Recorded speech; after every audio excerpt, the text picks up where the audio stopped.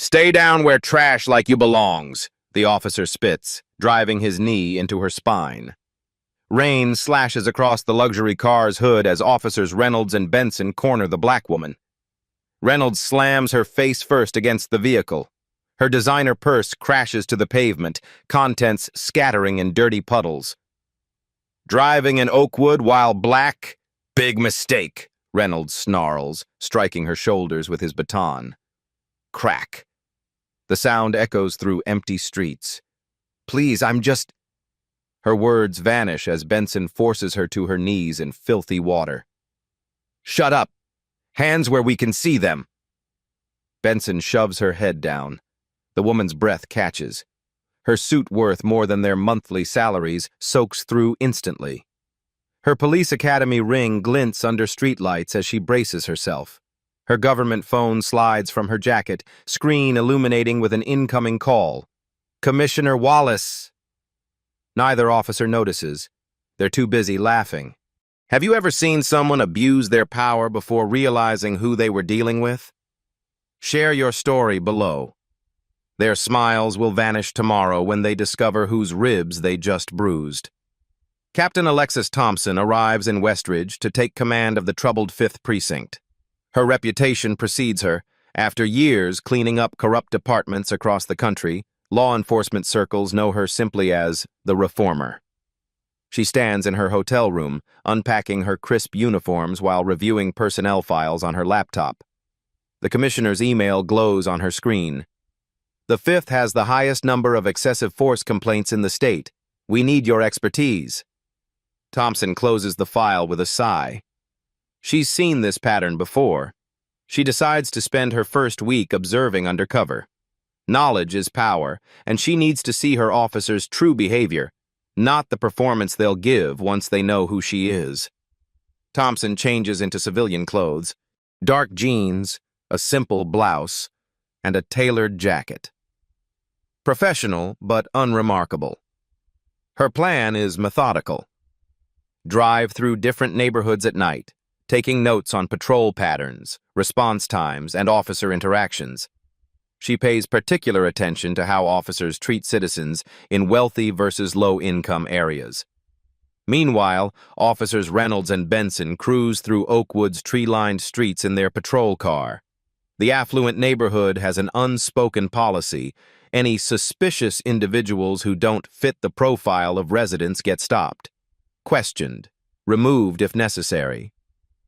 Another quiet night in paradise, Reynolds says, finishing his coffee. Then he spots it. A black sedan moving slowly down Maple Avenue, occasionally stopping. Check it out, he nudges Benson. Someone's casing houses. Through their windshield, they watch Thompson's vehicle. A black woman driving alone, occasionally pulling over to make notes on her phone. Definitely not from around here, Benson agrees, already flipping on the dash cam. Let's see what she's up to. Thompson notices the patrol car in her rearview mirror. She recognizes the subtle stalking pattern they're following her, waiting for any minor infraction. She pulls into a legal parking spot to finish her observations, knowing what comes next. The patrol car's lights flash on immediately. Thompson remains composed, her hand hovering over her credentials in her purse. If necessary, she'll identify herself. But part of her wonders what these officers do when there's no badge to stop them. Reynolds exits the patrol car, hand already resting on his holster. Benson flanks the other side of Thompson's vehicle. Their posture broadcasts aggression, not protection. Get out of the vehicle now, Reynolds shouts, unholstering his taser without provocation. Thompson raises her hands where the officers can see them. She complies with measured precision, opening her car door slowly and stepping out into the rain. Water immediately soaks through her clothes, but her expression remains controlled. Good evening, officers. Is there a problem? Her voice is steady, professional. Reynolds circles her like a predator. What are you doing in this neighborhood? I'm new in town, just familiarizing myself with different areas. Thompson maintains eye contact, her posture non-threatening. Benson snorts. Yeah, right. People like you don't just familiarize themselves with Oakwood unless they're looking for something that doesn't belong to them. The coded language isn't subtle. Thompson catches every implication, every microaggression. She's investigated dozens of officers like these men who view their badge as license to harass rather than protect. I assure you I'm not doing anything illegal. I was simply making notes about the community. I'm looking to relocate for work. ID, now. Reynolds cuts her off, his hand still hovering near his weapon.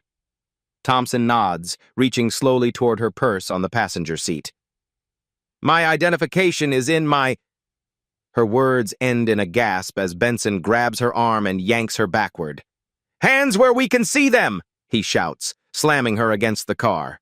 The impact knocks her government phone and wallet from her jacket pocket. They clatter to the wet pavement. That's my identification right there. Thompson points calmly toward her fallen wallet. If you'll just... Reynolds kicks the wallet away, sending it skidding under the car. We'll get to that. First, you're going to tell us what you're really doing here. The rain intensifies, streaming down Thompson's face. She notices curtains twitching in nearby houses, residents watching but not intervening. Cataloging this detail, she continues her mental documentation of every violation occurring. I work in law enforcement, she states plainly, hoping to de-escalate. The officers exchange glances before erupting in laughter. Yeah, security guard maybe, Reynolds mocks. Watching the perfume counter at Macy's? Benson joins in. Probably just watching too many cop shows, thinks she knows something. Thompson doesn't respond to the taunts. Instead, she memorizes their badge numbers, name tags, unit designations, every procedural violation, every biased comment. Her mind works like a camera, recording it all with clinical precision. Hands behind your back, Benson orders, unholstering handcuffs with unnecessary force. The rain pours harder now, turning the elegant neighborhood into a blurred watercolor of streetlights and shadows. Thompson feels the cold metal of handcuffs bite into her wrists as Benson fastens them too tight. Deliberately too tight. On your knees, Reynolds commands, shoving her shoulder. Thompson hesitates.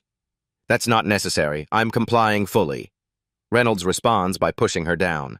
Thompson's knees hit the wet pavement hard, sending a shock of pain up her legs. Water immediately soaks through her pants. The officers tower over her, flashlights aimed directly at her eyes, creating a disorienting glare. Please retrieve my identification, Thompson requests calmly. You'll see I'm not a threat. Reynolds strikes her shoulder with his baton, not hard enough to leave serious injury, but enough to hurt, enough to humiliate. You don't make demands here. Thompson flinches from the pain but keeps her composure. Rain streams down her face, mixing with a single tear she refuses to acknowledge. She catalogs the assault in her mental record. Unprovoked physical strike, excessive restraint, forced uncomfortable position. Benson radios dispatch with her license plate. Run this plate for me. Vehicle possibly stolen. The radio crackles after a moment. Plate comes back to an A. Thompson, registered 3 years ago in Virginia. No flags. Instead of acknowledging their mistake, the officers exchange suspicious glances. Probably using fake registration, Reynolds mutters, loud enough for Thompson to hear. Or the car's stolen. A second patrol car slows as it passes. Sergeant Walsh rolls down his window, surveys the scene of the black woman kneeling handcuffed in the rain. Everything under control here? He asks casually. Thompson looks up, hoping for intervention from a superior officer. Sir, I've done nothing wrong. These officers... We're good, Reynolds interrupts. Just dealing with a suspicious person. Possible vehicle theft. Walsh nods, barely glancing at Thompson. Need any assistance with the suspect? Nah, we got this, Benson replies with a smirk. Walsh drives away without further question. Thompson watches him go, adding another name to her mental record. Supervisory neglect. Failure to intervene. The rain plasters Thompson's clothes to her body. She shivers involuntarily as Benson circles around her, flashlight beam traveling over her with inappropriate slowness. Cold, are we? He taunts. Should have thought about that before you came to the wrong neighborhood. As Thompson shifts position to reduce the pressure on her knees, her jacket sleeve rides up. A small, elegant ring on her right hand catches the flashlight beam, the distinctive design of the National Police Academy graduation ring. Benson notices, pauses. "Where'd you get that ring? Pawn shop?" "I earned it," Thompson replies quietly. "Playing dress up as a cop won't help you," he sneers. "Probably just some fake costume jewelry." Thompson remains silent, conserving her energy. Through the rain, she spots a framed photo mounted on the patrol car's dashboard, the 5th Precinct's team photo. She recognizes several faces from her briefing files, including officers with multiple complaints buried by internal affairs. Her eyes narrow slightly as she memorizes each face tomorrow. They'll be sitting across from her desk. The precinct station buzzes with fluorescent lights and routine chaos. Thompson sits handcuffed to a metal bench in the processing area, her expensive suit now stained and damp. Officers pass by, some curious, others indifferent. None offer assistance. 2 hours pass before anyone processes her paperwork. Thompson uses this time to observe everything: shift changes, security protocols, how officers interact with different detainees. She notes which officers laugh at inappropriate jokes, which ones look away from mistreatment, which few show signs of discomfort at their colleagues' behavior. "Name?" the processing officer finally asks, not looking up from his computer. "Alexis Thompson," she answers calmly. "Address?" "I'm relocating, currently staying at the Westridge Hotel." The officer looks up now, skeptical. "That's a pretty expensive place for someone who was casing houses." "I wasn't casing houses," Thompson corrects him, "and I'd like my phone call now." The officer laughs. "You'll get it when we're ready. We're backed up tonight." Thompson catalogs another violation: unnecessary delay of due process rights. 3 more hours pass before they grant her call. By then, it's nearly 2 a.m. At the phone, Thompson dials not a lawyer, but Police Commissioner Wallace. When he answers, she speaks in the coded language they established during her hiring. "Commissioner, the Sunset audit has begun ahead of schedule," she says calmly. "I've encountered several quality control issues requiring immediate documentation. Code Amber."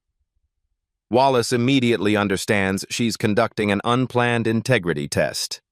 "Location?" he asks simply. "5th Precinct, Officers Reynolds and Benson." "Understood. Maintain protocol. Extraction within the hour." Thompson hangs up, feeling the desk sergeant's curious gaze. He's noticed something different about her composure, her precise language, the way she stands despite her disheveled appearance. Uncertainty flickers across his face.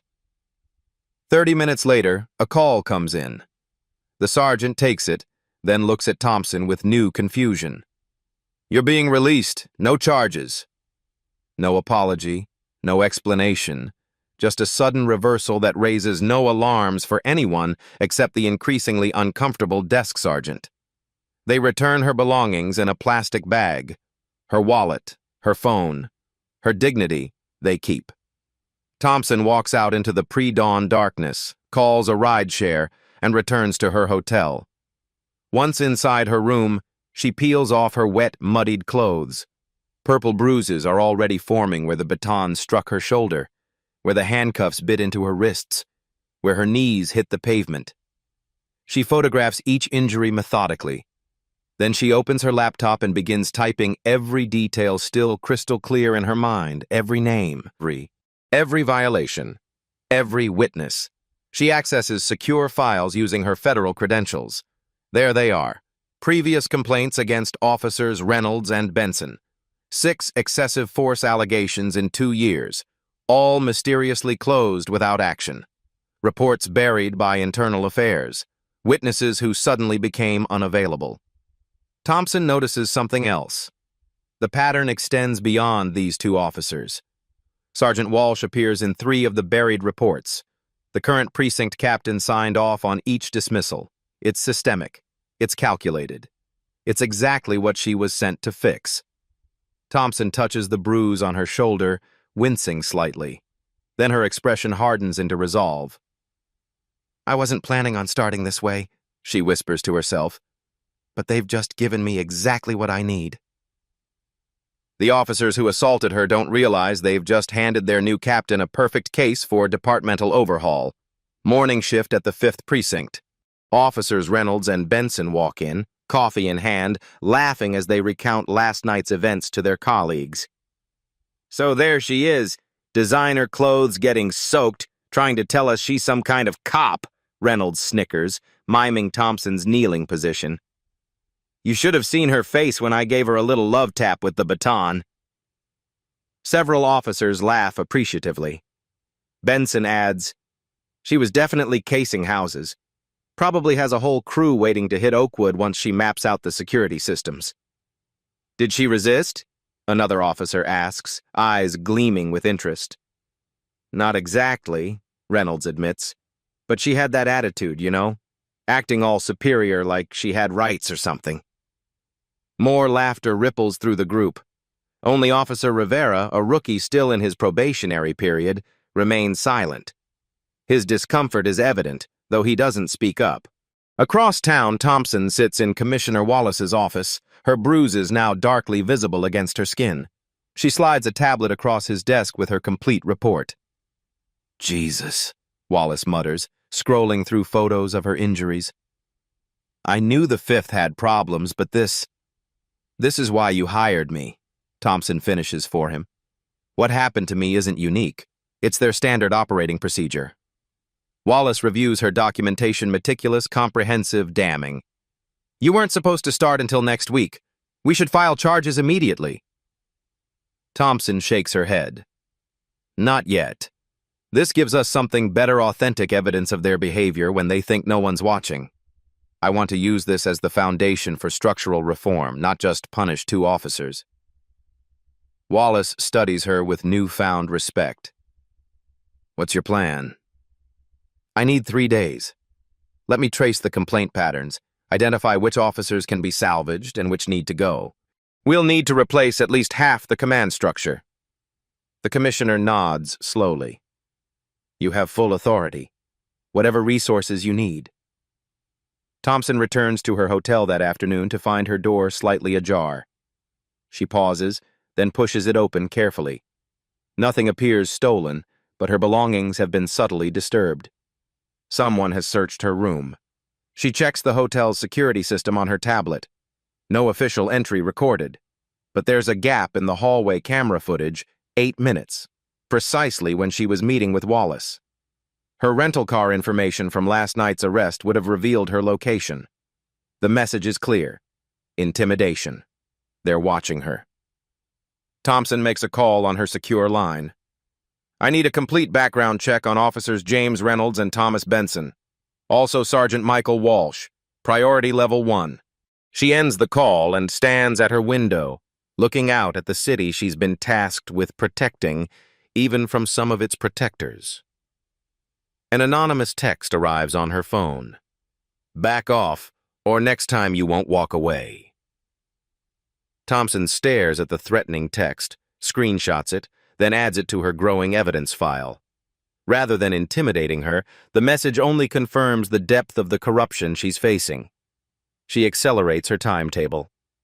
This afternoon, she visits the Internal Affairs Division of the 5th Precinct, presenting herself not as the incoming captain but as a civilian consultant reviewing complaint procedures. The IA Lieutenant, Barnes, welcomes her with practiced politeness. "The commissioner asked me to evaluate your processes," Thompson explains, offering falsified credentials that identify her as a civilian oversight specialist. "I'd like to see how citizen complaints are handled from intake to resolution." "Of course," Barnes agrees too quickly. "We take community concerns very seriously." Thompson watches his eyes carefully. "I'm particularly interested in excessive force complaints over the past 18 months. Something flickers in Barnes's expression wariness. Perhaps guilt. "Those files would require special clearance." "Which I have," Thompson counters smoothly, sliding over the commissioner's authorization. Reluctantly, Barnes provides access to the digital records. As Thompson reviews the files, a disturbing pattern emerges. Complaints don't just disappear, they're systematically dismantled. Witness statements altered. Body camera footage conveniently corrupted. Medical reports minimized. And it's not just Reynolds and Benson. 10 officers appear repeatedly in buried complaints. All remain on active duty. All received commendations for proactive policing. Meanwhile, across town, officers Reynolds and Benson grow increasingly paranoid about the woman they detained. Their usual confidence has transformed into nervous energy. "She said she worked in law enforcement," Reynolds reminds his partner as they patrol. "What if she was telling the truth?" "So what?" Benson scoffs, but uncertainty edges his voice. "Nobody's going to believe some random black woman over us." Reynolds isn't convinced. "We should run her name through the system. See what comes up." They convince Sergeant Walsh to approve an unauthorized background check, a federal database search using Thompson's driver's license information from her arrest. The results are incomplete but troubling. Alexis Thompson, former military police, current law enforcement credentials in the federal system. The specific agency is restricted, which only increases their unease. "She could be internal affairs," Walsh mutters, rubbing his face. "Or worse, Justice Department."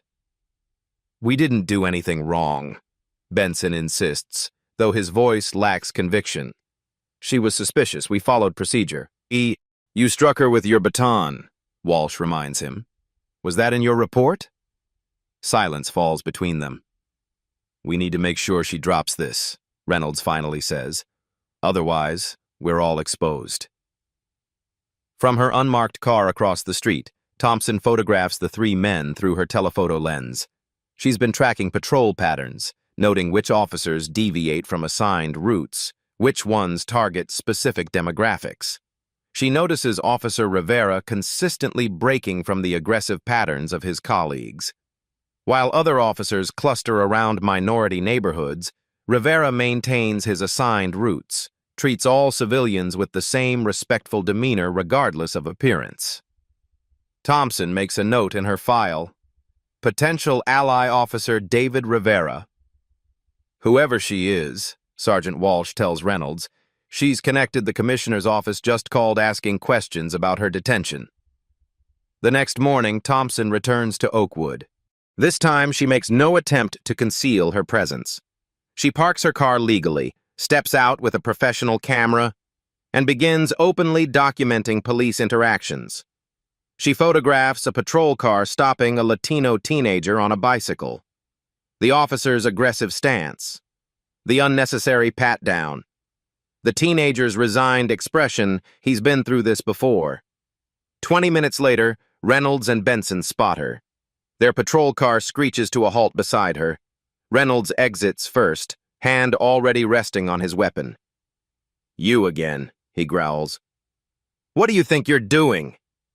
Thompson continues taking photos, her camera now capturing their approach. "Documenting public servants in public spaces, perfectly legal activity." Benson steps forward, deliberately invading her personal space. "You're interfering with police business. That's obstruction of justice." "I'm standing on a public sidewalk observing from a legal distance," Thompson counters calmly. "There's relevant case law establishing my right to do so. Would you like the citations?" Her calm legal knowledge clearly unnerves them. Reynolds' face flushes with anger. "Listen, lady. I don't know what your game is, but you need to stop this now."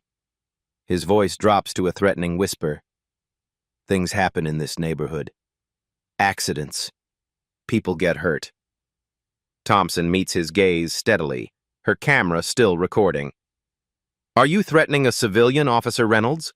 That would be a violation of Department Policy Section 4.13, as well as state law regarding abuse of authority." Reynolds steps back, surprised she knows his name and the specific policy. Before he can respond, 2 more patrol cars arrive. Officers emerge, forming an intimidating circle around Thompson. "Is there a problem here?" Sergeant Walsh asks, though his tone makes clear he's not addressing Thompson. "She's harassing officers, filming us without consent," Benson claims. "Actually, consent isn't required when photographing public officials performing public duties," Thompson replies, unfazed by the growing police presence. "The courts have been quite clear on this issue." Walsh turns to her, voice cold.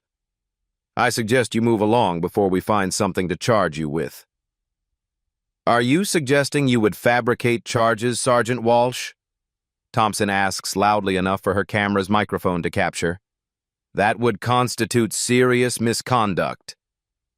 The officers exchange uncomfortable glances. This isn't going according to their usual script. Officer Rivera arrives in another patrol car, taking in the scene with visible concern. He approaches the group, positioning himself slightly apart from his colleagues. "Ma'am, is everything okay here?" he asks Thompson directly, breaking protocol by not consulting with the senior officers first. "Shut up, Rivera," Reynolds snaps. "She's being detained for questioning." "On what grounds?" Rivera asks, his rookie status not preventing his challenge. "What's the reasonable suspicion?" Reynolds turns on him. "You questioning me now? Know your place, probationer." The tension escalates until Thompson decides she has captured enough evidence. She lowers her camera but keeps it recording. "I believe I've observed enough for today," she says calmly. "Officers, Sergeant," she nods to each, deliberately using their names. "I'll be seeing you all very soon." What would you do if you were Captain Thompson? Seek immediate justice or plan a strategic response? Comment your thoughts. "I'll see you all very soon," Thompson tells them calmly as she walks away, leaving the officers unsettled by her confidence. Morning light streams through the windows of the 5th Precinct as officers gather for the change of command ceremony.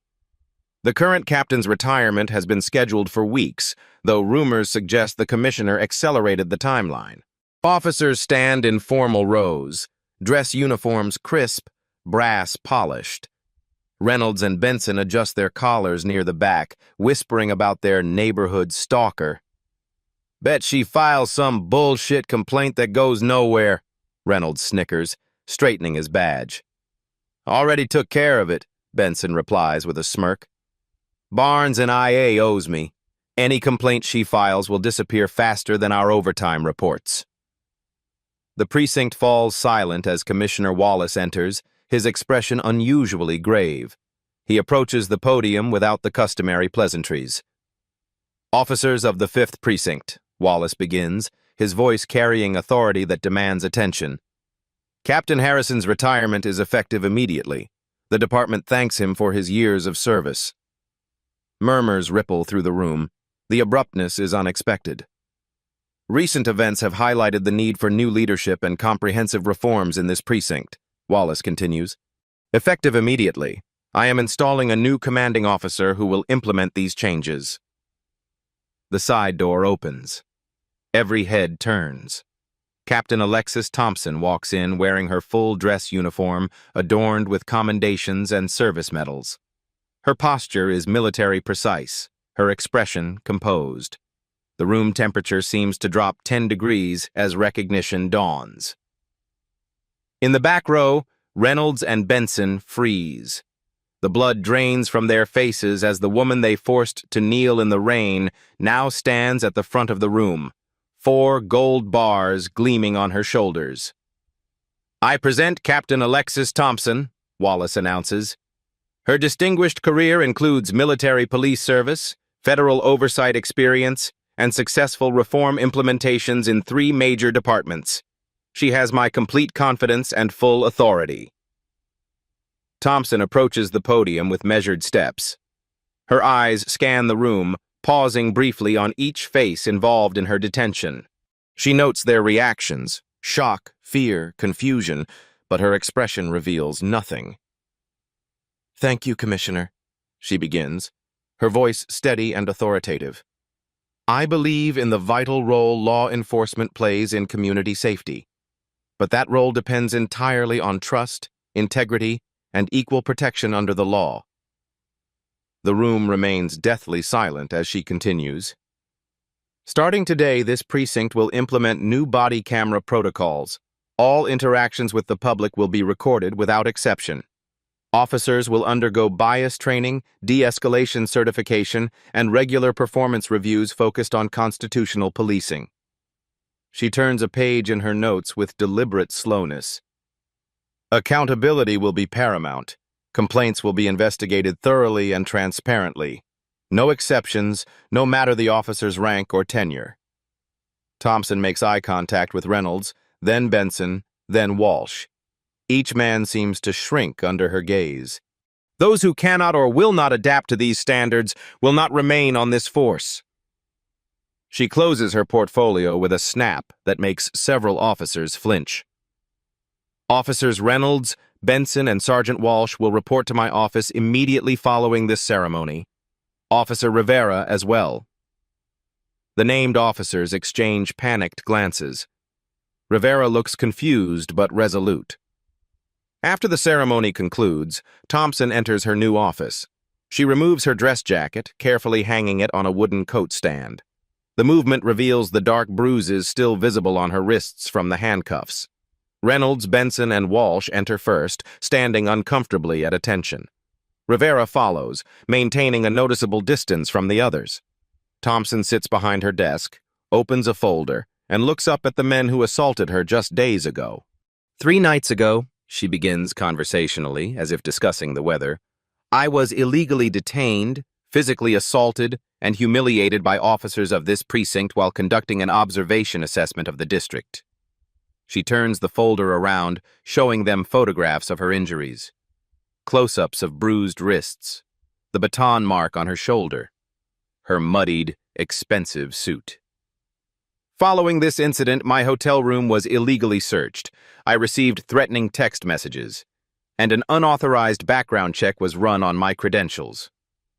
Reynolds swallows visibly. Benson stares at the floor. Walsh's face has turned ashen.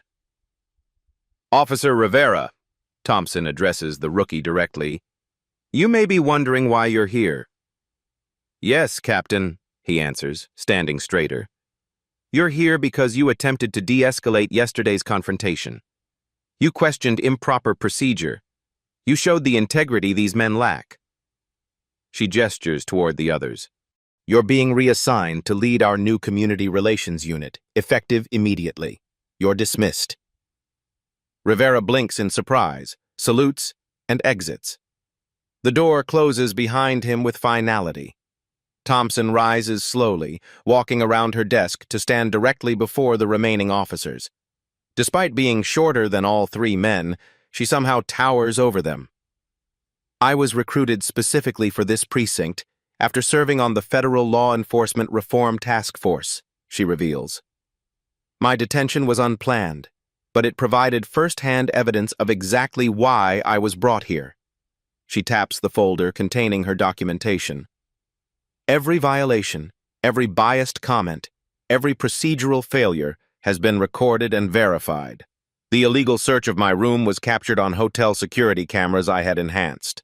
The threatening text has been traced to Officer Benson's personal phone. The men stand in stunned silence as she continues, her voice never rising, yet carrying unmistakable authority. You have exactly 1 hour to decide. Resign immediately or face full administrative charges and criminal prosecution for assault under color of authority. The officers' faces drain of all remaining color as they realize the woman they humiliated now holds their entire futures in her bruised hands. The 5th precinct transforms overnight. Officers arrive to find internal affairs investigators from the state level conducting interviews. Technology specialists install new body camera systems. Training coordinators set up mandatory sessions on constitutional policing and bias recognition. At the center of this whirlwind stands Captain Thompson, methodically dismantling decades of entrenched corruption with surgical precision. By noon, Sergeant Walsh has submitted his resignation. He cleans out his locker under the watchful eyes of IA officers, avoiding eye contact with colleagues. His police career is over, but the negotiated silence agreement he signs shields him from criminal charges in exchange for testimony against higher-ranking officers. Reynolds and Benson, however, refuse to resign. They arrive at the precinct flanked by union representatives, confident the blue wall will protect them as it always has. "Captain," the police union attorney begins when they enter Thompson's office, "these allegations are concerning, but my clients categorically deny any wrongdoing during a lawful detention of a suspicious person." Thompson doesn't look up from her paperwork. "Your clients have been suspended pending investigation. Their badges and service weapons should be surrendered immediately." "On what grounds?" the attorney demands. "This appears to be a personal vendetta." Now Thompson raises her eyes, her gaze steel. "On the grounds of excessive force, false imprisonment, filing false reports, conducting illegal searches, making terroristic threats, and civil rights violations." She slides a flash drive across the desk. "The evidence is extensive." The attorney picks up the drive cautiously. "We'll need time to review this. You have until the disciplinary hearing on Friday. 3 days. Thompson turns to Reynolds and Benson directly. "Unless you'd like to reconsider resignation." "This is bullshit," Reynolds spits. "It's our word against yours." Thompson allows herself the slightest smile. "Actually, it's your word against mine. The dash cam footage, my body camera, 6 civilian witnesses, and your own text messages. But we'll let the hearing committee decide." After they leave, Officer Rivera knocks tentatively on her door. "Captain, the community leaders are here for the meeting you scheduled." Thompson welcomes a diverse group representing various neighborhood associations. For the first time in precinct history, residents are invited to express their concerns directly to command staff. They speak of racial profiling, selective enforcement, harassment. Thompson takes notes, asks questions, listens. "This won't change overnight," she tells them honestly. "But it will change. You have my word." Across town, City Manager Greer receives an urgent call from the mayor. "Have you seen this?" the mayor demands. "Thompson's tearing apart the 5th Precinct. The union's threatening legal action against the city." "I'm handling it," Greer assures him, though anxiety edges his voice. He immediately schedules a meeting with Thompson. When they meet that afternoon, Greer doesn't bother with pleasantries. "Captain, while we appreciate your enthusiasm, this disruption is causing serious concerns. Perhaps a more gradual approach." Thompson interrupts by placing a thick binder on the table between them. This contains 43 documented cases of civil rights violations by 5th Precinct officers over the past 18 months, all buried, all representing potential lawsuits against the city. Greer stares at the binder. "The statute of limitations hasn't expired on any of them," Thompson continues. "One successful suit could cost taxpayers millions. 43 would bankrupt the city." "What do you want?" Greer asks quietly. "Your full support for comprehensive reforms, budget approval for training and equipment, and no interference with personnel decisions." Greer hesitates, then nods slowly. "You'll have it." By Thursday, Thompson's investigation has expanded. Electronic records reveal a pattern of evidence tampering in cases involving excessive force. The trail leads directly to Lieutenant Barnes in Internal Affairs and beyond him to the recently retired Captain Harrison. Commissioner Wallace reviews Thompson's findings with growing concern. "This is worse than we thought." "It usually is," Thompson replies. "The corruption's systemic. We need to consider criminal charges for several officers, including Harrison. The political fallout will be significant. The liability of doing nothing is greater." Meanwhile, community members who witnessed Thompson's detention begin coming forward with their own stories and evidence. Mrs. Chen, whose security cameras captured the entire incident from her front window, provides the footage to local journalist Sarah Winters. Winters begins connecting the dots between Thompson's detention and the sudden departmental overhaul. Her investigation uncovers dozens of similar incidents in Oakwood alone. Minorities detained without cause, subjected to excessive force, then charged with resisting arrest or disorderly conduct to justify the officer's actions. By Friday morning, her exposé runs in the local paper. New police captain experienced department's bias firsthand. The article includes stills from Mrs. Chen's security footage, showing Thompson forced to her knees in the rain. The images spread rapidly across social media, accompanied by calls for accountability. The disciplinary hearing room fills beyond capacity. Community members, officers, media representatives crowd the space. Reynolds and Benson arrive with their union attorneys, their earlier confidence now tinged with visible anxiety. Thompson presents the evidence methodically. She begins with her own detailed account, supported by photographs of her injuries. The dashcam footage plays next, clearly showing the officer's unprovoked aggression. Mrs. Chen's security camera footage provides an unobstructed view of Reynolds striking Thompson with his baton. The attorneys attempt procedural objections, questioning the admissibility of certain evidence, the chain of custody, Thompson's objectivity given her personal involvement. Each objection is overruled by the hearing committee, which includes newly appointed civilian oversight members. Then come the witnesses. Previous victims of Reynolds and Benson's misconduct testify one after another. A college student detained while walking home from the library. A delivery driver stopped 3 times in 1 week. An elderly man grabbed from his own front yard while gardening. The pattern becomes impossible to ignore or explain away. The officers' body cameras mysteriously malfunctioned during each incident.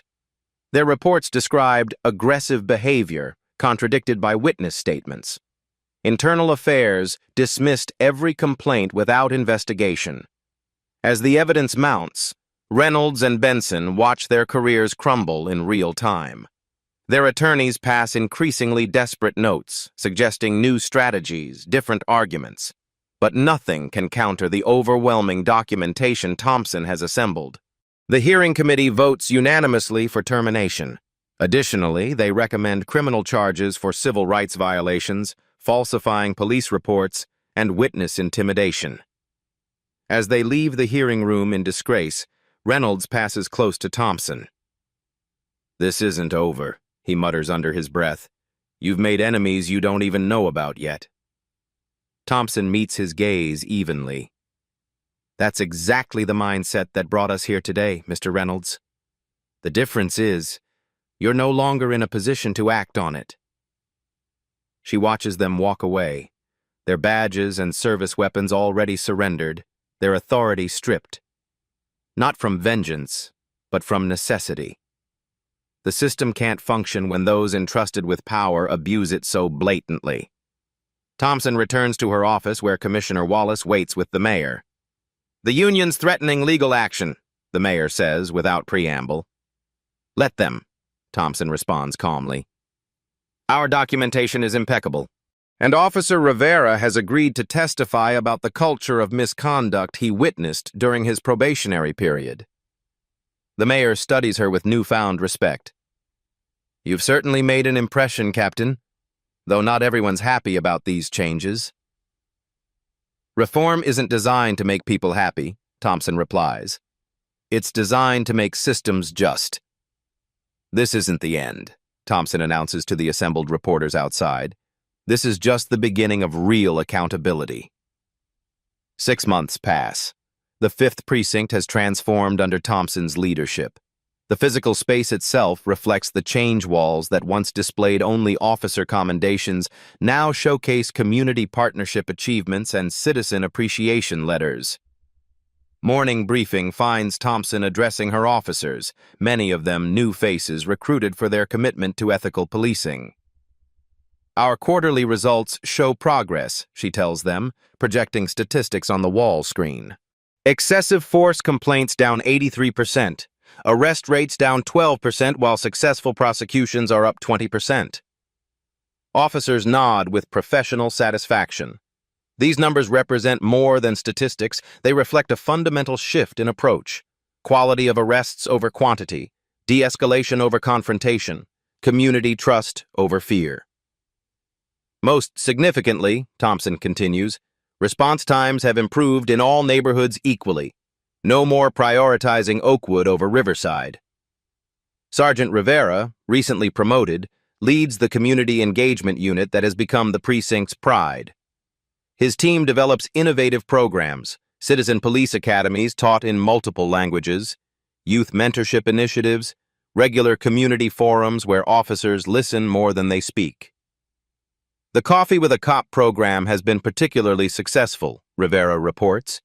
We've had over 300 residents participate in the past month alone. In her office after the briefing, Thompson reviews applications for the recruitment program she established, scholarships for local residents interested in law enforcement careers, with emphasis on candidates from underrepresented communities. These 5 candidates all meet our criteria, her assistant notes. 2 are bilingual, 1 has a social work background. Schedule interviews for all of them, Thompson approves, and follow up with last month's recruits. Make sure they're receiving proper support at the academy. Across town, the city council meeting chamber fills with residents and media. Thompson takes the podium to present her 6-month assessment. The reforms implemented at the 5th Precinct demonstrate that constitutional policing and effective policing are not opposing concepts, she explains. In fact, they're inseparable. Council members who initially resisted her methods now cite the precinct's improved metrics with pride. The Budget Committee has unanimously approved funding for expanding the body camera program to all precincts. The most telling statistic, Thompson concludes, is that civilian cooperation with investigations has increased 47%. When communities trust their police, they become partners in public safety. The ripple effects spread beyond the 5th Precinct. Other captains throughout the department, initially skeptical, now consult Thompson about implementing similar reforms. Police academies request her training materials. Law enforcement journals publish case studies of the transformation. A brief montage illustrates the changing reality. Officers assisting elderly residents without condescension. De-escalation techniques successfully employed during a mental health crisis. Community members approaching patrol cars to offer information rather than avoiding police contact. Former skeptics become vocal supporters. Mrs. Chen, whose security camera footage helped expose Reynolds and Benson, now serves on the Civilian Oversight Committee.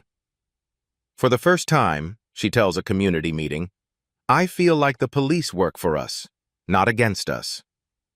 Even Officer Torres, initially resistant to Thompson's changes, now leads bias recognition training sessions. I didn't realize how many assumptions I was making on patrol, he admits to his colleagues. This approach actually makes our jobs easier, not harder. Thompson walks through the precinct, observing the transformation with cautious optimism. The culture is changing, but institutional reform is always fragile, always at risk of reversal without constant vigilance. Her phone rings the commissioner's office. Captain Thompson, her assistant calls out. Commissioner Wallace is on line 1. He says it's about your next assignment, something about the Central Precinct having similar issues. Thompson smiles slightly. Her work here is far from finished, but the model can now be replicated across the entire department. 1 year has passed since Thompson first walked through the doors of the 5th Precinct. She strolls along Oakwood's tree-lined streets, the same neighborhood where officers once forced her to her knees in the rain. Now, residents wave as she passes. Some stop to chat, sharing community updates or expressing gratitude for specific improvements. Captain Thompson, Mrs. Chen calls from her garden. The new youth center opens next week. Will you speak at the ceremony? I wouldn't miss it, Thompson promises with a genuine smile. She continues her walk, passing a small shopping mall where a familiar face catches her attention. Former Officer Benson, now wearing the uniform of a security guard, notices her at the same moment. His expression hardens with resentment, but he quickly averts his gaze, unwilling to meet her eyes. Thompson doesn't linger or gloat. His position isn't about personal victory. It's the natural consequence of his choices. She's heard Reynolds faced harsher consequences, serving probation for civil rights violations after the criminal investigation concluded. Several other former officers have similar fates. The system doesn't forgive those who betray their oath. At noon, Thompson chairs the monthly meeting of the Community Police Advisory Council, a diverse group of officers and civilian representatives that didn't exist a year ago. They gather around a conference table as equals, reviewing progress and ongoing challenges with candor. Response times in Riverdale still lag by about 3 minutes compared to other neighborhoods, a community advocate points out. "We've identified the staffing gap," Sergeant Rivera responds. "The new shift pattern should address it starting next month." The conversation continues, honest, sometimes tense, but consistently productive. Issues are raised not as accusations but as problems to solve together.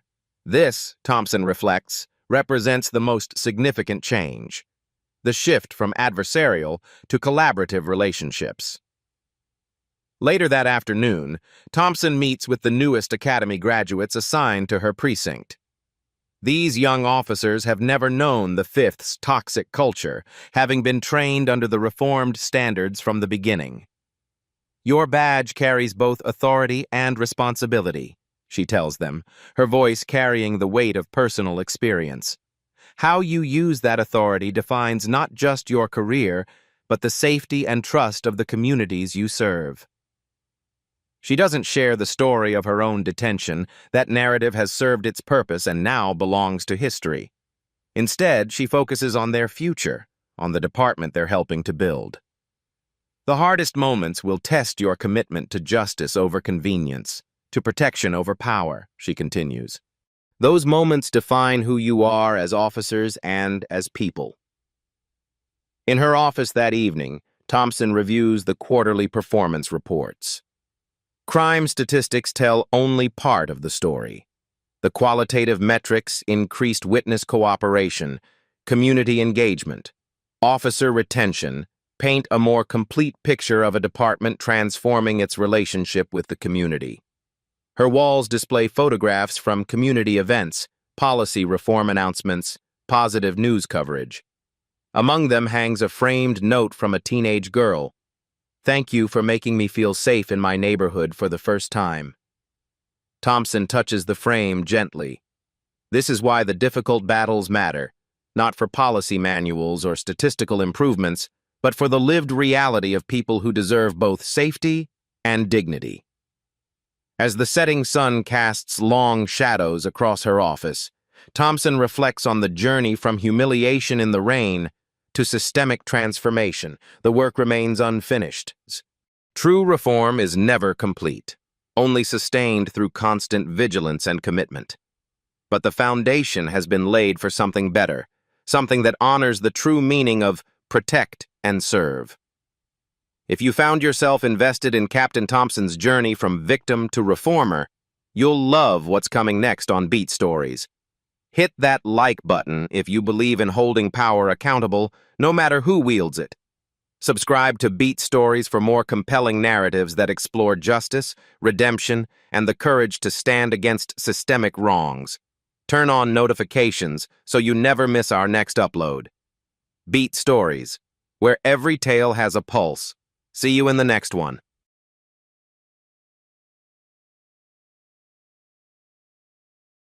This isn't the end of the story. It's the beginning of what happens when truth meets visibility. At Beat Stories, we believe exposure is the first step to transformation. Subscribe and stay tuned, because the next story might be yours.